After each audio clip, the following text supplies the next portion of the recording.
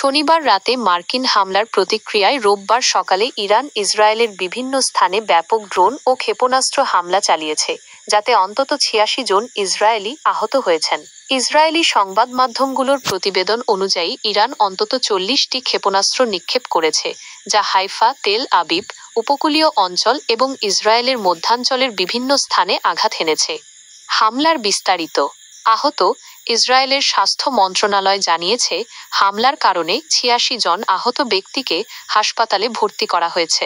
এর মধ্যে ২ জনের অবস্থা মাঝারি, ৭৭ জনের অবস্থা ভালো, ৪ জন তীব্র উদ্বেগজনিত সমস্যায় ভুগছেন এবং ৩ জনের চিকিৎসা মূল্যায়ন চলছে। ক্ষেপণাস্ত্রের আঘাত।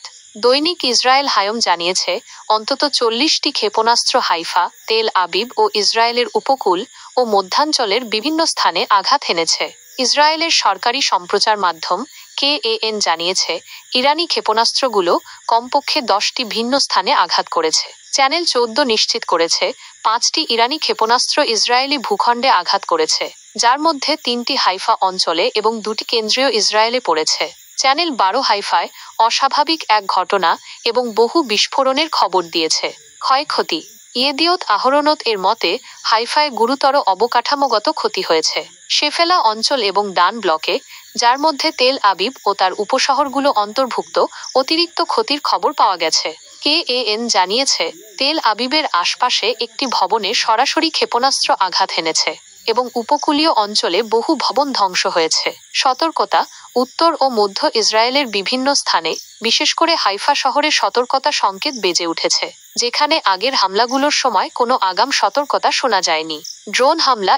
আইডিএফ জানিয়েছে, ইরান থেকে ইসরায়েলে ছোড়া ২টি ড্রোন ইসরায়েলি বিমান বাহিনী গুলি করে ভূপাতিত করেছে।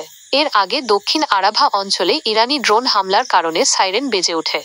ইসরায়েলের পাল্টা হামলা। ইসরায়েলি সামরিক বাহিনী আইডিএফ জানিয়েছে, ইরানি হামলার জবাবে তারা পাল্টা বিমান হামলা চালিয়েছে। বিমান হামলা।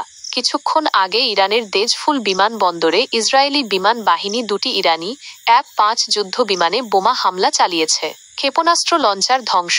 রোববার সকালে চালানো হামলায় ইরানের ৮টি ব্যালিস্টিক ক্ষেপণাস্ত্র লঞ্চার ধ্বংস করা হয়েছে, যার মধ্যে ৬টি ইসরায়েলের ওপর তাৎক্ষণিক আক্রমণের জন্য প্রস্তুত ছিল। চলমান উত্তেজনা।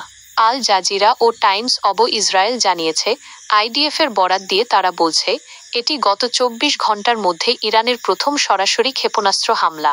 এই ঘোষণার পর ইসরায়েলের বিভিন্ন অংশে আতঙ্ক ছড়িয়ে পড়ে এবং বেসামরিক নাগরিকদের আশ্রয়কেন্দ্রে যাওয়ার নির্দেশনা দেওয়া হয়।